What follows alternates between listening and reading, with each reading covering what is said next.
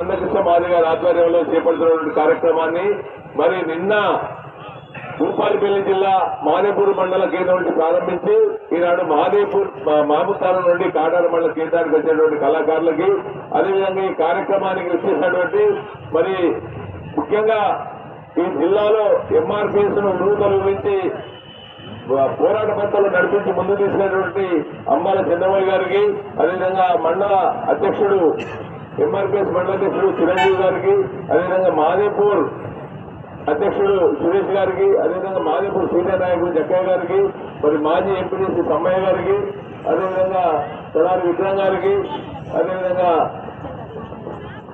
భిక్షపతి గారికి అదేవిధంగా బాపన్న గారికి ప్రతాప్ గారికి మరి రాజబాబు గారికి మరి ఈ కార్యక్రమంలో పాల్పంచుకున్నటువంటి ముడ్డాశయ్య గారికి మరి శంకర్ గారికి అదేవిధంగా కాడారం చేసేటువంటి శంకర్ గారికి మన శంకరపురం చేసేటువంటి శంకర్ గారికి అదేవిధంగా శ్రీనివాస్ గారికి మాదిగ సోదరులందరికీ నా హృదయపూర్వక ఈనాడు ఒక మంచి కార్యక్రమాన్ని మందకృష్ణ మాదిగ గారు తీసుకొని 1000 గొంతుకలు 1,00,000 డబ్బులు కార్యక్రమాన్ని తీసుకొని మరి రాష్ట్రాలనే చైతన్యపరిచి మరి ముఖ్యంగా ఇంతకుముందు ఇప్పటి కళాకారులు తలుచుకుంటే తెలంగాణ రాష్ట్రం వచ్చింది కాలు గద్దెగట్టి ఎగిరి మరి ఉత్తేజపరిస్తే ఈనాడు తెలంగాణ రాష్ట్రాన్ని సాధించినటువంటి ఘనత కళాకారులుగా దక్కింది. ఇది కూడా పెద్ద సమస్య కాదు. ఎంఆర్పీఎస్ వర్గీకరణ అనేది ఏబీసీ వర్గీకరణ అనేది ఖచ్చితంగా అయి తీరాలి. మరి ఆగస్టు 1వ తారీఖు నాడు సుప్రీంకోర్టు డైరెక్షన్ ఏదైతే ఇచ్చిందో దానికి రేవంత్ రెడ్డి గారు మొట్టమొదటిసారిగా చేస్తారని చెప్పి మాట దక్కినటువంటి నేపథ్యం ఉంది. కాబట్టి ఇప్పటికైనా మాదిగలకు మోసం చేయకుండా అణగారిన వర్గాలను మరి చేయాల్సిన బాధ్యత కాంగ్రెస్ పార్టీ పైన ఉందని చెప్పి తెలియజేస్తా ఉన్నా. మరి కాంగ్రెస్ పార్టీ ఖచ్చితంగా చేయాలి. అదేవిధంగా ఈ ప్రాంత శాసనసభ్యులు మరి అదేవిధంగా మేనిఫెస్టో కమిటీ చైర్మన్ అయినటువంటి దుద్దుల శ్రీధర్ బాబు కూడా దీనికి మద్దతు తెలపాల్సినటువంటి అవసరం ఉంది. ఎందుకంటే మరి మేనిఫెస్టో కమిటీలో పెట్టినటువంటి అంశాలన్నీ కూడా చేయాల్సినటువంటి బాధ్యత ఉంది. మరి అది చేయాల్సిన బాధ్యత ఉంది కనుక నేను వాటిని బీజేపీ పార్టీ తరఫున డిమాండ్ చేస్తా ఉన్నాం. అదేవిధంగా మా నరేంద్ర మోడీ గారు దేశ ప్రధాని గారు మరి 100% మద్దతు తెలుస్తూ ఈనాడు రాష్ట్రాల నుండి వచ్చిన తర్వాత మరి కేంద్రంలో అమలు పరిచే విధంగా హామీ ఇచ్చి మరి 1,00,000 మంది సమక్షంలో మరి ఒక దేశ ప్రధాని అయి ఉండి ఒక మాదిగ సోదరుని మందకృష్ణ మాదిగని అలుగుతున్నటువంటి చరిత్ర మరి ఒక సురక్ష మరి సువర్ణాక్షరంతో లిఖించబడుతుంది. మీరంతా కూడా గుర్తించాలని చెప్పి నేను తెలియజేస్తా ఉన్నా. ఖచ్చితంగా మీరందరూ కూడా మరి ముఖ్యంగా పోరాటం చేయాల్సిన అవసరం ఉంటుంది. మరి 7వ తారీఖు నాడు స్టార్ట్ అయింది. బ్రహ్మాండంగా మాదేపూర్ మండల కేంద్రంలో స్టార్ట్ అయినటువంటి కార్యక్రమం ఈనాడు కాటర మండలానికి రావడం జరిగింది. నేను మీ సోదరులు చేస్తాను 1,00,000 డబ్బుల కార్యక్రమం సక్సెస్ కావాలంటే మీరందరూ కూడా మాదిగ సోదరులు ఇంటింటికి పోయి మీరు మీ మహిళా సోదరులు అక్క చెల్లెలు అన్నదమ్ములందరూ కూడా చైతన్య పరిస్తే ఖచ్చితంగా అయినట్లయితే మరి ఆ 1,00,000 మంది అక్కడికి చేరుకుంటే మరి దద్దరిల్లిపోయి కాంగ్రెస్ పార్టీ గుండెల గురపాలు దిగి అప్పుడు మరి అసెంబ్లీ తీర్మానం చేసే కార్యక్రమం జరుగుతుంది. పోరాటం చేస్తే పోయేది ఏం లేదు కానీ ఖచ్చితంగా పోరాటం చేయాల్సిన బాధ్యత ప్రతి మాదిగ సోదరు పైన ఉంది. నేను ముఖ్యంగా చెప్తా ఉన్నా మరి మా కాడారం మండల కేంద్రంలో ఈనాడు మీరు ఆలోచించండి. మరి ఎంఆర్పీ మాదిగలు ఎక్కువ శాతం కాడారం మండలం ఉన్నారు. ఊరికి 10 మంది వచ్చినా కనీసం 300-400 మంది అవుతారు.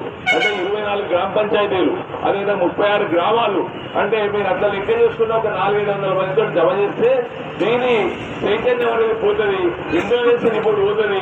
మరి అధికార పార్టీ ఉన్నప్పటికీ వాళ్ళకి గుబులు ఉంటుంది కనుక ఆ దిశగా పనిచేయాల్సిన అవసరం మీ అందరిపైన ఉంది. దయచేసి ఆ రకంగా 7వ తారీఖున జరగబోయే కార్యక్రమానికి మీరందరూ చేయాలి. ఎందుకంటే దేశ ప్రధాని మరి నరేంద్ర మోడీ గారు మరి మీకు మాట ఇచ్చేటువంటి సందర్భం ఉంది. మరి 1,00,000 మంది సభలో మాట ఇచ్చారు. ఖచ్చితంగా కేంద్రంలో అమలు పరుస్తారు. ఈ రాష్ట్రంలో మరి అసెంబ్లీలో తీర్మానం చేసి పంపాల్సిన బాధ్యత మరి కాంగ్రెస్ పార్టీ పైన ఉందని చెప్పి తెలియజేస్తా ఉన్నా. మరి ఇంతకుముందు చెప్పినట్టుగా పార్టీలకు అతీతంగా ఏ పార్టీలు ముఖ్యం కాదు. ముఖ్యంగా మీ కులం మీకు ముఖ్యము.